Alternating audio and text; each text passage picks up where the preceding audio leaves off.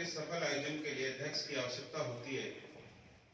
उसी कड़ी में आज के इस कार्यक्रम के अध्यक्षता के लिए मैं हमारे सभी में वयोवृद्ध शिक्षाविद माननीय जगदीश जी भाकर साहब, SLK स्कूल केरवाली, आपका नाम प्रस्तावित करता हूं। नीमका थाना लोक शिक्षा अधिकारी माननीय सम्मानीय राधेश्याम जी योगी जी का नाम प्रस्तावित करता हूं। आपका स्कूल शिक्षा परिवार नीमका थाना की ओर से बहुत बहुत धन्यवाद। विशिष्ट अतिथि के रूप में जिला सचिव SSP सीकर माननीय कमलेश जी का नाम प्रस्तावित करता हूं और ब्लॉक अध्यक्ष स्कूल शिक्षा परिवार इकाई नीमका थाना माननीय कृष्ण कुमार जी खटाना को मैं आमंत्रित करूंगा और मंच पर विराजमान हो। आज के हमारे इस कार्यक्रम के मुख्य वक्ता के रूप में SSP के जिला अध्यक्ष सम्मानीय सुरेश कुमार जी चौधरी, आपका नाम प्रस्तावित करता हूं। आप आज के कार्यक्रम के मुख्य वक्ता के रूप में यहां पर विराजमान हैं। सबसे पहले कार्यक्रम की शुरुआत हो, मैं चाहूंगा कि मां सरस्वती के इस मंदिर में सभी संचालक बंधुओं के सानिध्य में आदरणीय मंच मां सरस्वती के दीप प्रज्वलन करके और कार्यक्रम की शुरुआत करें।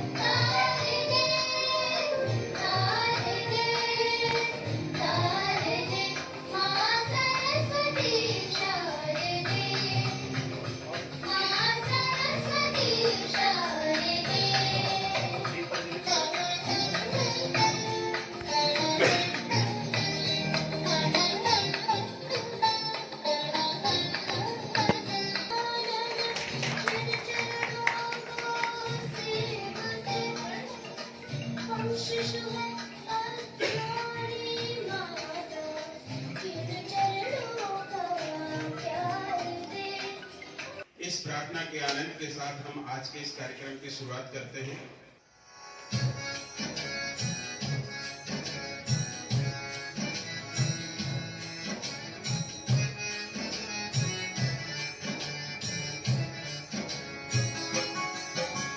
सुबह सवेरे लेकर तेरा नाम प्रभु, करते हैं हम शुरू आज का काम प्रभु। सुबह सवेरे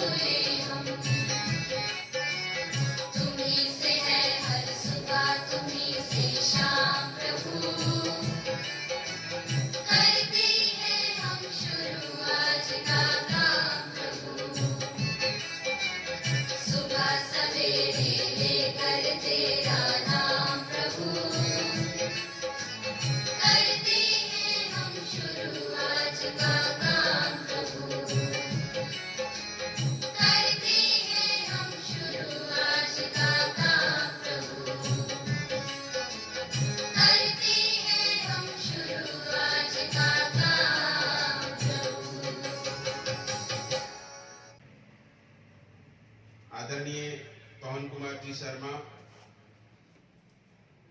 आप आगे आए और आज के हमारे कार्यक्रम के अध्यक्ष महोदय को शाखा पहना करके और इनका स्वागत करें।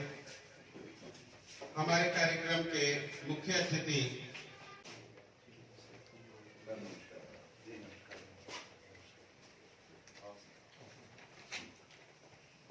माननीय राधेश्याम जी योगी, लोक शिक्षा अधिकारी नीमका थाना, आपके स्वागत के लिए मैं आमंत्रित करूंगा रवि जी गुप्ता, शाखा पहना करके स्वागत करेंगे। और आदरणीय सामोता जी, आप माला पहना करके स्वागत करेंगे।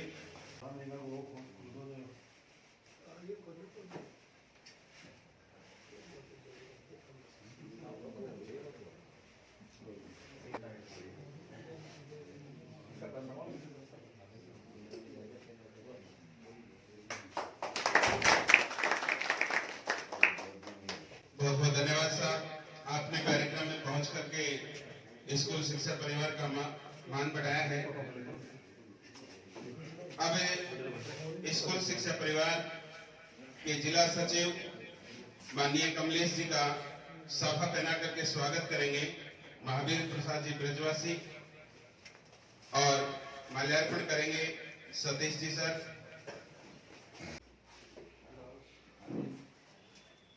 बहुत बहुत धन्यवाद कमलेश जी। हमारे, मैं यूं कहूं कि स्कूलों में लोकप्रिय अध्यक्ष माननीय सुरेश जी चौधरी, आपका महेंद्र कुमार जी चेजारा साफा पहना करके स्वागत करेंगे। और आदरणीय पवन जी आपको माल्यार्पण करेंगे।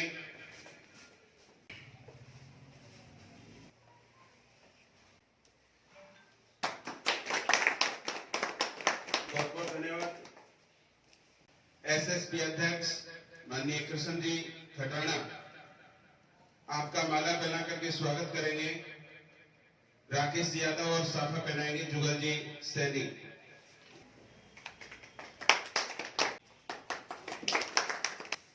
सर्वप्रथम मैं मां सरस्वती नमन करते हुए आज के मुख्य अतिथि श्रीमान राधेश्याम जी योगी, लोक शिक्षा अधिकारी नीमका थाना,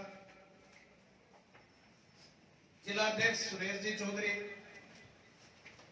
विशिष्ट अतिथि कमलेश जी शर्मा, आज की कार्यक्रम की अध्यक्षता कर रहे श्रीमान जगदीश जी भास्कर, स्कूल संचालक साथियों का तहे दिल से धन्यवाद करना चाहूंगा और यही कहूंगा कि स्कूल शिक्षा परिवार एक ऐसा संगठन है जो भविष्य में छोटी से छोटी समस्याओं के लिए लड़ने का काम करता है, और यही हम इनसे आशा रखेंगे कि नीमका थाना की यदि कोई छोटी से छोटी समस्या आपके सामने आए तो उन समस्याओं को शीघ्रता से निपटाने की कोशिश करें।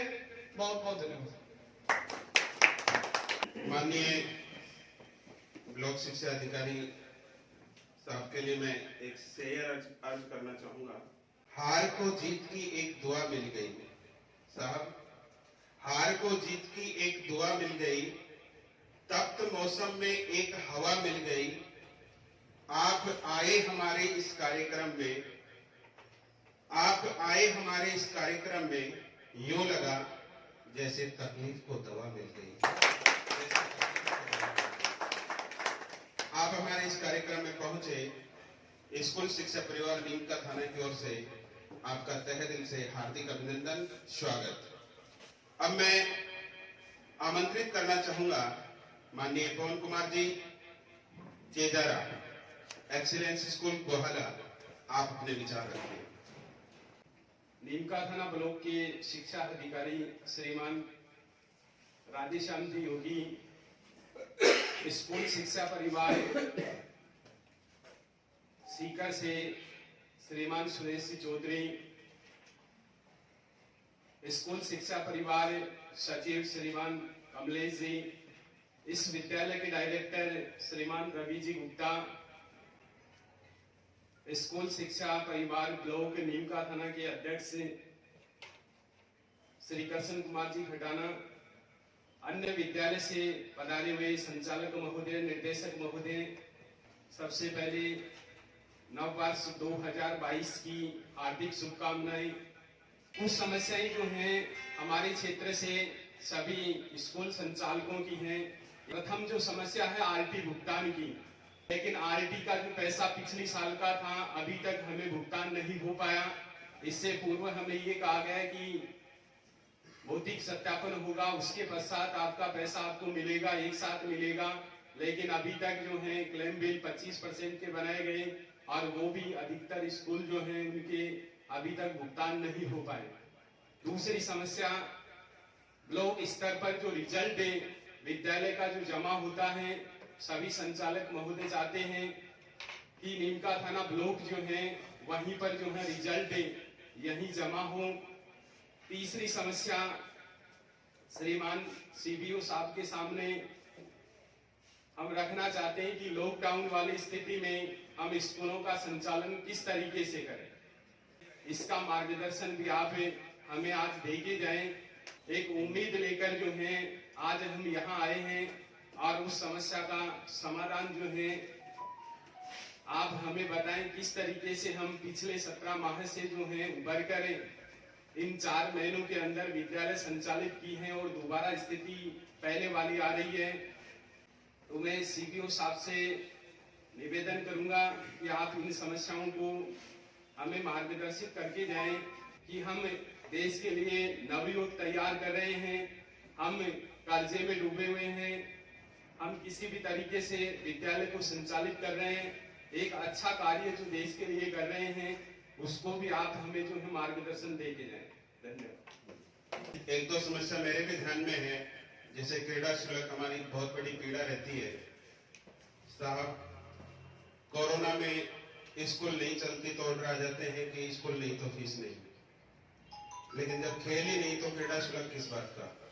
तो पाबंद किया गया कि आपके समान परीक्षा योजना के पेपर तभी लिए जाएंगे जब आप क्रीड़ा शुल्क जमा करवाएंगे। एक स्कूल संचालक की बहुत कम समय में सीकर से नीमका थाना से सीकर की दौड़ 2-2 बार 4-4 बार हो जाती है। हम चाहते हैं कि जब खेल हो हमसे सहर्ष क्रीड़ा शुल्क लिया जाए और हमारे स्कूलों को पार्टिसिपेट करने के लिए आमंत्रित भी किया जाए। जो पार्टिसिपेट करते हैं हम खुशी खुशी क्रीड़ा शुल्क देने को तैयार हैं, लेकिन जो पार्टिसिपेट नहीं करते, सूचना भी नहीं मिलती, उनको क्रीड़ा शुल्क के लिए बेवजह परेशान नहीं किया जाएगा। एक स्काउट कोटा मनी साहब, स्काउट कोटा मनी स्कूल चाहे पार्टिसिपेट कर रहे हैं या नहीं कर रहे हैं, सबके लागू कर दिया गया है। तो थोड़ा सा इस पर भी आप हमें राहत की सांस दिलाएं। अपने इस कार्यक्रम को हमने 2 भागों में विभाजित करवाया है। तो मेरे उद्बोधन पहले आने की वजह, सर का टाइम कम था, इस वजह से मैं पहले आ गया। तो सर से मैं सबसे पहले समस्या ही रख रहा हूं, क्योंकि हम छोटी स्कूल चलाते हैं और जो छोटा जो काम करते हैं उनके समस्याएं ज्यादा आती है। सर, जहां स्कूल शिक्षा परिवार का नाम आ जाता है वहां एक चीज जरूर आप ध्यान में ले लीजिए कि ये कोई पढ़े लिखे स्कूल संचालक है, क्योंकि हम प्रत्येक जो भी नियम कायदे हैं वो पढ़कर आपके सामने आने की कोशिश करते हैं। तो मैं इतना जरूर निवेदन करूंगा कि स्कूल शिक्षा परिवार कभी भी आपको फर्जी काम करने के लिए या कोई दबाव का काम करने के लिए नहीं कहेगा। सर, सबसे पहले पॉइंट हमारा यही है कि हम वही काम करवाएं जो हमारा काम लीगल है और लीगल तरीके से हो। कुछ अड़चनें आ जाती हैं, आप भी जानते हो कि वो अड़चन ना आए। सर ने 2-3 समस्याएं रख दी। अब मैं थोड़ा सा उनको, जैसे माधुराम जी ने कहा कि सर क्रीड़ा शुल्क, तो इसके संदर्भ में मैं सर आपसे एक निवेदन कर लूं कि इस बार ये समस्याएं आई कि जब हमारे सम्मान परीक्षा के पेपर जमा हुए तब ये कहा गया कि 2 साल की क्रीड़ा शुल्क हम लेंगे, तब ही आपकी सम्मान संख्या, जो सम्मान परीक्षा की संख्या ली जाएगी और उसका शुल्क लिया जाएगा। तो सर उस समय हमने ये विरोध किया कि हमारे जो शिक्षा मंत्री हैं वो ये कह रहे हैं स्कूल नहीं तो फीस नहीं, तो क्रीड़ा नहीं तो क्रीड़ा शुल्क क्यों? तो इस संदर्भ में हमने 1 साल का क्रीड़ा शुल्क नहीं दिया। तब वहां ये समस्या है कि आप क्रीड़ा शुल्क नहीं दोगे तो एग्जाम नहीं होगी, वो नहीं होगी। तो सर मैं उसी समय ये कह दिया कि क्रीड़ा शुल्क आप 1 साल का दोगे तो तुरंत आपका एग्जाम दिलवाने की हमारी जिम्मेदारी रहेगी। एग्जाम भी होगी सर, विभाग इस चीज को समझ गया।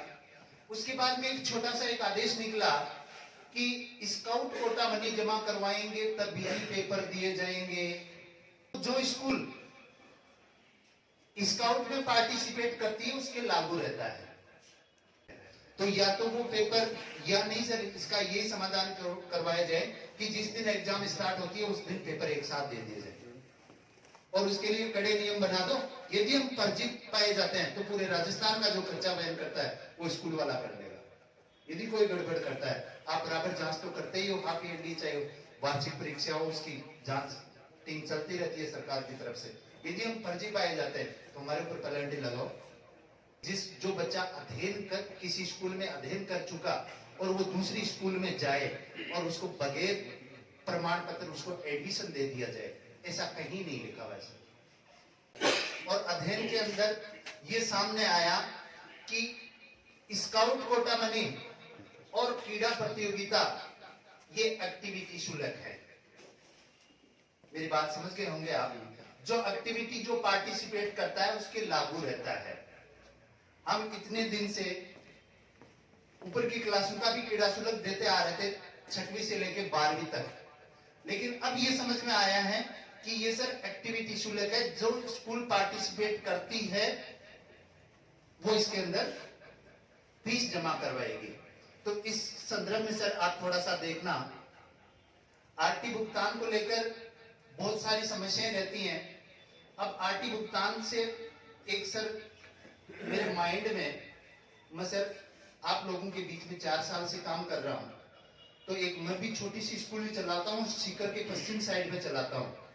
मेरे बाद में नागौर स्टार्ट हो जाता है, वहां से लेकर मैं यहाँ तक जब पाटन तक पहुंचता हूं तक इन लोगों की जो समस्याएं मेरे सामने आती हैं बहुत ज्यादा आती है सर। सबसे बड़ी समस्या तो ये आती है कि हमारा जो परिवार की मुखिया नहीं है, हमारा कोई, जो इतने लोग बैठे हैं इनका कोई मुखिया नहीं है सर। जब आरटी की समस्या लेके जाते हैं कि सर बीकानेर जाओ, सर ये क्लेम भी कैंसिल नहीं हो रहा है, सर जयपुर जाओ, सर ये बोर्ड से समस्या आ गई अजमेर जाओ।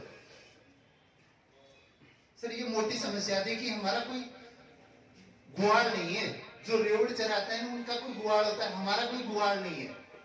बल्कि मैं सर आपको अंकित करना चाहूंगा कि एक बाप के 2 बेटे हैं, एक गवर्नमेंट का बेटा है, एक प्राइवेट का बेटा है। दोनों का काम एक है, समाज को शिक्षा देना। तो एक जो प्राइवेट बेटा है उसका कोई धनी धोरी नहीं है। तो सर मैं थोड़ा सा निवेदन करूंगा कि इस पे एक ऐसी रूपरेखा बने कि हमारी कोई समस्या है वो आपके द्वारा, यदि हमारी समस्या आरटी संबंधी आती है तो आरटी का काम मानता हूं कि ब्लॉक लेवल पे नहीं है, जिला लेवल पे है। तो जो अधिकारी वहां जो इसको डील करता है उसको आप अंकित करें कि भैया नीम का थाना का मेरी ये समस्या है, इसको समाधान बता, या कोई कमी है तो मेरे को बता। समझे मेरी बात सर? तो इस प्रकार की जैसे मान लो बीकानेर की समस्या है तो सर हम तो उसके चक्कर का आड़ते रहते हैं कि कोई मिल जाए, कैसे भी करके हमारी समस्या का समाधान हो जाए। हम आपके हमारी जो समस्या आपके सामने रखें, आप तुरंत बीकानेर फोन करें, भैया ये समस्या है क्या, इसका क्या समाधान होगा। कोई कागज है तो हम पहुंचा देते हैं। आजकल तो सब कुछ ऑनलाइन हो चुका है। तो एक हमारा सानिध्य जरूर करें सर, हमारे ऊपर हाथ जरूर रखें। जैसे इस प्रकार की कोई समस्याएं रहती हैं तो उनका हम समाधान आपके मार्फत करें तो हमें भी आनंद आता है और जो काम करने वाला होता है उसको भी आनंद आता है। उसके बाद में सर इन लोगों की ये सबसे बड़ी समस्या रहती है, मेरे से तो 45 किलोमीटर दूर है, आता जाता रहता हूँ, कुछ काम होता है तो सीकर ही आना पड़ता है। लेकिन नीमका थाना से यदि कोई सीकर जाए वो एक रिजल्ट का कागज लेके, और उसके बाद में वहां जाने के बाद में निकाल देता है फाइल नहीं है, इसमें सील नहीं लगाई, कल आना। इतने में सर यहाँ के जो संचालक हैं उनके पैर टूट जाते हैं कि क्या करें, इतनी लंबी दूरी तय करके आए, एक दिन का पूरा समय खराब करके आए और वहां जाने के बाद में ये समस्याएं रहती है। तो मेरे हिसाब से ये जो रिजल्ट संबंधी है ये अपने ब्लॉक लेवल पे हो सकता है सर, इस पे थोड़ा आप अध्ययन करें। मैं जिला शिक्षा अधिकारी के सामने भी ये समस्या रख चुका हूं, तो उन्होंने कहा है कि इस साल तो रुको, अगली साल तो मैं आपके द्वारा यदि वहां मार्किंग हो जाती है तो वो जल्दी समस्या का समाधान हो जाएगा। उसके बाद में सर पुरानी जो व्यवस्थाएं चलती थी, हाफ ईयरली और जो सम्मान परीक्षाएं होती थी, उनके पेपर हमें दिए जाते थे तीसरी क्लास से लेकर 12वीं क्लास तक। उसके बाद में कुछ गड़बड़ हुई, पता नहीं क्या हुआ, उनको अलग सिस्टम कर दिया गया। 9वीं से 12वीं वर्तमान की जो समस्याओं पर बात करूं मैं, 9वीं से 12वीं के लिए हम संख्या दे देते हैं, सब कुछ दे देते हैं। पहले की तरह हम भी एक जिम्मेदार नागरिक है, पहले थे, उससे ज्यादा जिम्मेदारी निभाने की कोशिश कर रहे हैं। पेपर लेने के लिए सुबह और शाम को 2 पारियों के अंदर, यदि वो 5 किलोमीटर है या 2 किलोमीटर है, 2 टाइम वहां जाना पड़ता है। अब यदि वो बच्चा कहीं पीछे पड़ा हुआ है तो उसको डॉक्यूमेंट लेना जरूरी है सर, और डॉक्यूमेंट चलो उसको पता नहीं है तो स्कूल वाले उसको सूचित कर देते हैं कि भैया ये बच्चा मेरे पास 5 साल पढ़ा हुआ है, अब आपके पास आ गया 8 साल पढ़ने के बाद में, 8 साल मेरे पास पढ़ा हुआ है, 9वीं में आपके पास आया, तो सर एक शपथ पत्र झूठा लिखा लिया जाता है कि मेरा बच्चा कहीं नहीं पढ़ा हुआ है, इसको एडमिशन दे दिया जाए, चाहे वो प्राइवेट स्कूल हो चाहे सरकारी स्कूल हो। इस प्रकार की जो समस्याएं हैं सर, आपके द्वारा ये शायद ज्यादा बेटर रहेगा। इस संदर्भ में पिछले सोमवार को, जो ये सोमवार गया है, इसी पिछले सोमवार को मैं जिला शिक्षा अधिकारी के साथ 5 लोगों के साथ गए थे 2-3 समस्याओं को लेकर। उसके अंदर ये मुख्य तौर पे रखी गई, एक तो 4वीं क्लास से लेकर 8वीं क्लास तक की क्रीड़ा शुल्क था, तो उन्होंने भी बता दिया, मैं उनके सामने रख दिया, सर ये एक्टिविटी शुल्क है। उसी के साथ मैंने ये रखा सर, जब बीकानेर निदेशालय के द्वारा लेटर निकाल दिया गया कि बगैर टीसी किसी बच्चे को एडमिशन नहीं दिया जाए और अस्थायी एडमिशन मात्र 15 दिन का रखा जाए। पहले इसको 3 महीने के लिए रखा गया था, स्कूल शिक्षा परिवार के द्वारा इसका विरोध किया गया और सरकार के सामने डाटा पेश किए गए, तब उसको चेंज किया गया और मात्र 15 दिन अस्थायी एडमिशन। सर मैं अपने सीकर जिले के अंदर हजारों ऐसे एडमिशन बता दूंगा जिनका आज तक टीसी नहीं मंगाई गई, और टीसी उस बच्चे की लेना अनिवार्य हो जाती है जिस बच्चे का एडमिशन फॉर्म अभिभावक के द्वारा भरा गया है और उसको एसआर के अंदर एंट्री कर दी गई है। चाहे वो बच्चा एक दिन ही किसी स्कूल में आया है, उस बच्चे की टीसी लेना अनिवार्य हो जाता है। आप हमारे गार्जियन हैं, हम आपके छोटे बेटे हैं, तो इन समस्याओं का थोड़ा सा समाधान कीजिए। जय हिंद, जय भारत। बहुत बहुत धन्यवाद जिलाध्यक्ष जी। टीसी के मामले में मैं भी सर का थोड़ा सा ध्यान आकर्षण करना चाहूंगा। सर एक छोटा सा आपका इतना सा हो जाए कि जो भी टीसी की समस्या आपके सामने रखे गार्जियंस, तो आप उससे ज्यादा ना कहकर के इतना कहें कि भैया नोडोज अगर आपने ले लिया, उसके बावजूद अगर स्कूल टीसी नहीं दे तो मैं टीसी दिलवाऊं, वरना पहले नोडोज आप लेके आए। क्योंकि सरकारी स्कूल में 20 रुपए की किताब भी अगर बाकी रह जाती है तो बच्चे की टीसी नहीं दी जाती, उसका नोडोज कंप्लीट करवाया जाता है। सर हमारी तो 30-30, 40-40, 50-50 हजार रुपए बाकी रह जाते हैं, और बिना नोडोज गार्जियंस दादागिरी के साथ आपके साथ जाता है और बिना कुछ सोचे समझे अधिकारी लोगों का आदेश हो जाता है, और वो भी बाई फोन कि टीसी दे दो। तो थोड़ा सा रिक्वेस्ट रहेगी कि बच्चे या उसके गार्जियंस को नोडोज के लिए बोल दिया जाए तो शायद सारी समस्या समाप्त हो जाएगी। अगर स्कूल नोडोज दे देता है तो उसका सब कुछ जमा है और कोई समस्या किसी की आएगी नहीं। तो इतना सा निवेदन है। अब मैं निवेदन करूंगा माननीय ब्लॉक शिक्षा अधिकारी जी, आज के मुख्य अतिथि, आप अपना उद्बोधन रखें। संक्षिप्त में एक्सप्रेस करूंगा मेरी बातों को कि सबसे पहले तो मेरा आपसे निवेदन है कि आप अपने को अंडर एस्टिमेट कभी ही मत समझा करो। ये आदमी की सबसे बड़ी लैकुना है कि अभी हमारे 2-3 साथियों ने कहा था कि हम, अध्यक्ष जी ने भी कहा है कि हम छोटी स्कूलों के मालिक हैं। अब्दुल कलाम जी ने कहा कि don't underestimate yourself, you are unique personalities in universe. कि आप इस ब्राह्मण की यूनिक पर्सनैलिटी ही, no one can compare to, आपके बराबर कोई नहीं। तो हम ये समझे कि मैं अपने आप में यूनिक पर्सनैलिटी, चाहे छोटी प्रीमिस, छोटे इंस्टीट्यूट, छोटे ऑर्गेनाइजेशन, छोटे संगठन का मालिक हो, चाहे बड़े संगठन का मालिक हो, any leader lead on himself. प्रत्येक लीडर, प्रत्येक जो लीड करता है अपने आप उसको लीड करता है। हर की अलग अलग एक्टिविटी, अलग अलग एटीट्यूड, अलग अलग क्रियाकलाप होते हैं। तो अंडर एस्टिमेट अपने को भी नहीं समझना चाहिए। रही बात अपने पास कम बच्चे हैं, ज्यादा बच्चे, वो आगे की बात है।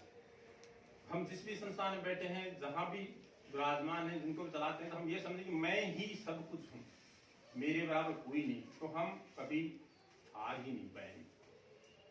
मैं याटी क्या है,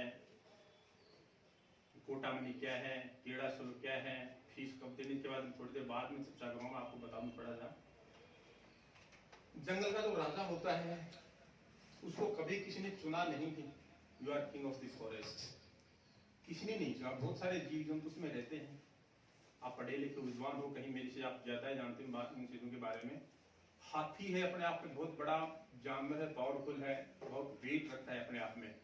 वो जब चलता है तो बहुत सारे छोटे मोटे कीट पतंगे, छोटे मोटे जानवर जो भौंकते रहते हैं, चलता रहता है, फिर भी नो प्रॉब्लम, ठीक है। सबसे तेज दौड़ने वाला चीता है, उसमें बहुत ताकत है, बहुत फर्राटे से दौड़ता है। बहुत फॉक्स है, लोमड़ी है, बहुत चालाक होती है, मतलब इंसिडेंट को अपने आप में हैंडल करती है और बच के भी निकल जाती है। पर उनको ये पता नहीं कि तेरे अंदर कितनी पावर है, तू क्या कर सकता है, क्या नहीं। मतलब शेर है जंगल का राजा, उसको ये पता है कि मैं अपने आप में कुछ कर सकता हूँ, तो इसलिए उसको जंगल का राजा कहते हैं। तो आप सारे राजा हो, कौन किससे कम है।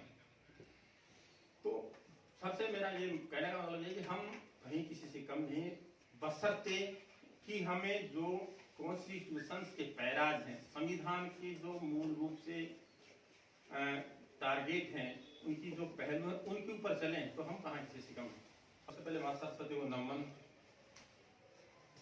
और माँ सरस्वती के साथ साथ आपको भी नमन ही है, क्योंकि आप सारे शिक्षाविद हो, शिक्षा से जुड़े हुए आइकॉन हो, प्रतिमाएं हो।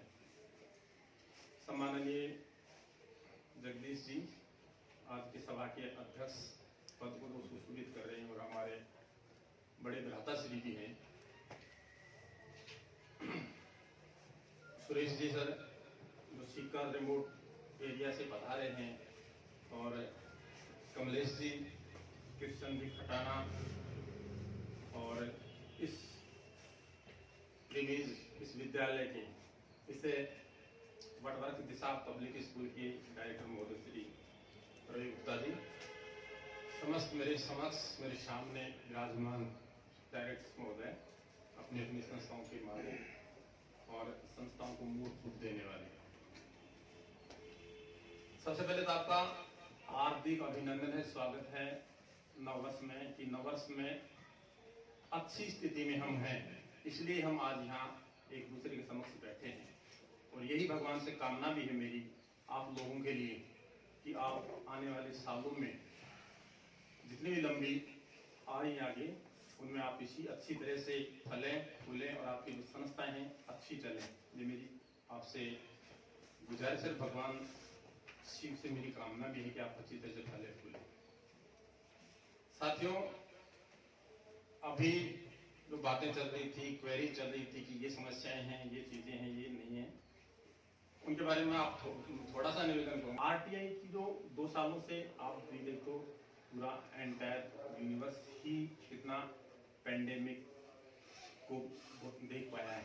हम सब जानते हैं, हम सब सामाजिक प्राणी हैं, रही बात गवर्नमेंट की, तो गवर्नमेंट ने भी स्ट्रगल किया है कि किस प्रकार से रेवेन्यू कलेक्ट को, किस प्रकार से आरटीआई के पैसे अब रिलीज हो गए, पैसे आ रहे हैं धीरे धीरे। समाचार यह है कि डायरेक्टरेट से या रमस्ता कार्यालय से पैसे हैं जो आने वाले हैं, आ रहे हैं, डी ऑफिस तक आ गए तो आपके पास पहुंच जाएंगे। दूसरी बात ये भी आ रही थी कि आज आरटीआई का एडमिशन इस स्कूल में लिया है बच्चे ने, और 3 दिन बाद और टीसी कटा के वहां जाए, उसके बाद संपर्क पोर्टल पे शिकायत आते हैं कि फलां संस्था प्रधान ने फलां स्कूल के माध्यम से टीसी काट करके हमें दे दी। तो इन बातों को हम इस प्रकार से अपनी पॉलिसी, इस प्रकार से अपना दृष्टिकोण, इस प्रकार से अपने क्रियाकलाप अपनाएं कि अपने को किसी को सुननी ही नहीं पड़े। रिजल्ट की जमा करवाने की बात थी, पिछले सालों से क्या होता है, 10 सीकर दिन रिजल्ट होता है, तो मैं आपके लिए बात करूंगा डीओपी से, पूरे नीम का थाना ब्लॉक है, जिस ब्लॉक में कोई सीपीओ बैठता है, डीओ बैठता है, वो रिजल्ट उस ब्लॉक के वहां जमा होते सारा कलेक्ट करते हैं। तो मेरे पास जो समस्याएं आती हैं या मेरे लायक जो होती हैं, तो मैं एडवांस उसका रिजोल्यूशन कर देता हूँ, किया भी है। मैं इस बात में ये भी कहा था, स्काउटिंग गए थे रवि जी को नहीं थे, आ पाए थे।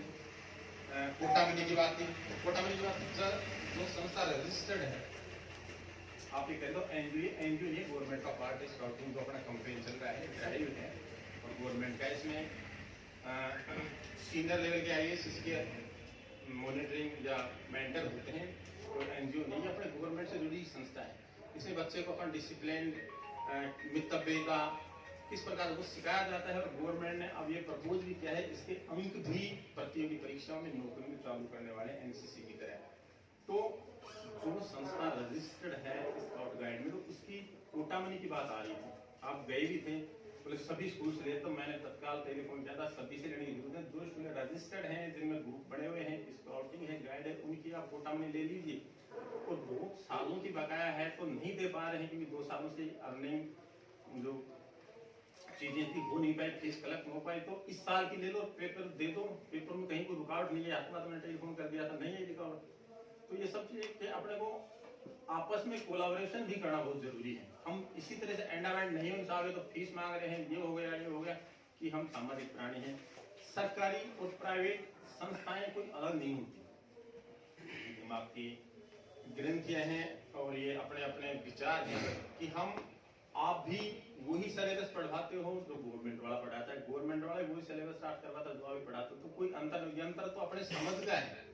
जिस संस्था में अच्छे टीचर्स हैं, अच्छी शिक्षा मिल रही है, quality quantity so much better है, तो वहां बच्चे जाएंगे तो किसी का क्या कौन रोकेगा उनको। अपने को कॉम्पीट नहीं करना है किसी चीज को, अपने कॉम्पीट अपने आप से करना है कि मैं जितना ज्यादा कर पाऊंगा उतना ही मेरा नाम आगे बढ़ेगा। मैं इस मन से आपको यही एश्योर करना चाह रहा हूं कि मैं आपके साथ हूं। अगर लीगल, कॉन्स्टिट्यूशनल और संवैधानिक बातें हैं, कोई गलत बात हो, चाहे गवर्नमेंट का नुमाइंदा हो, चाहे प्राइवेट का नुमाइंदा है, तो उसके साथ कोई भी नहीं होगा। मन से अपन कुछ भी कहते हैं, भगवान से यही प्रार्थना करें कि ऐसा कोई मामला, ऐसी कोई चीज नहीं है कि हमें बच्चों को रोकने के लिए कोई ना कोई स्टेज का कदम उठाना पड़े।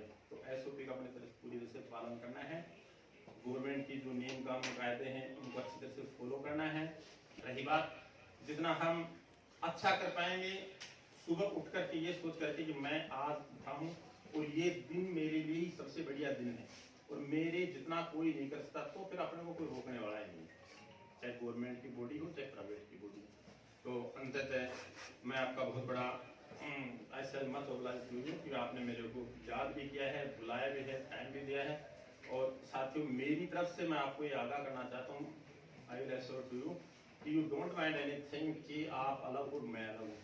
वाजिब, लीगल और अच्छी बातों के लिए मैं आपके साथ हमेशा रहा हूँ। रही बात ये, और भी कोई बात हो तो जगदीश जी आपके समक्ष बैठे हैं, सबसे वयोवृद्ध हैं और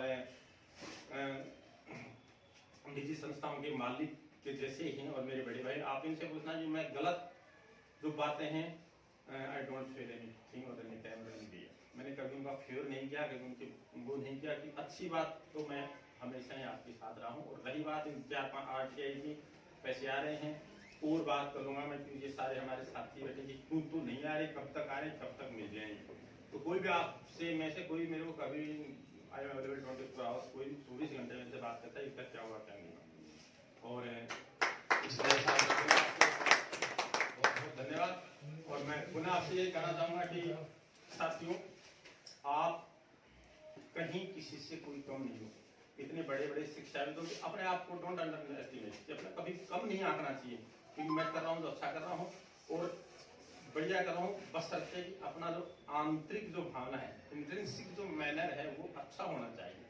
चाहे छोटी संस्था का मालिक हो, बड़ा संस्था का मालिक, सारों की उत्पत्ति क्रिएशन करने वाला एक ही है और उस सबका मालिक वही है, तो वही सबको पैदा करता है। तो वो इस तरीके से पैदा करके भेजा अपने को सभी लोगों को कि तुम सब एक हो और कोई किसी से कम नहीं। रही बात गवर्नमेंट की, तो गवर्नमेंट का जो पॉलिसी वगैरह है उनके बारे में बात करें तो जो अपने नियम का थाना या किसी ब्लॉक ऑफिस की जो बातें हैं या यहाँ के होने वाली जो चीज़ें हैं, तो उनको मैं आपसे पहले बात तो बिना कहीं पूर्ति करने की कोशिश करूँगा। और फिर भी कोई बात अगर रह जाए तो you are cordially invited to my office in any time. शुक्रिया, थैंक यू। बहुत धन्यवाद माननीय ब्लॉक शिक्षा अधिकारी नीमका थाना। आपने स्कूल शिक्षा परिवार इकाई नीमका थाना के इस स्नेह मिलन समारोह में आकर के और शिक्षा के क्षेत्र में अभूतपूर्व कार्य करने और अपने देश के लिए आने वाली पीढ़ी को कर्मठता से आगे बढ़ाने के लिए तत्पर जुझारू रहने वाले इन स्कूल संचालक बंधुओं का मान बढ़ाया, इस कार्यक्रम की शोभा बढ़ाई और हमारी बातों को गौर से सुना आपने और हमें आश्वस्त किया कि आप सत्य के लिए हमेशा हमारे साथ रहेंगे।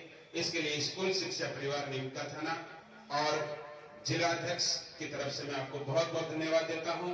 एक बार सभी साथी साहब का इस सकारात्मक सहयोग के लिए धन्यवाद करते हैं।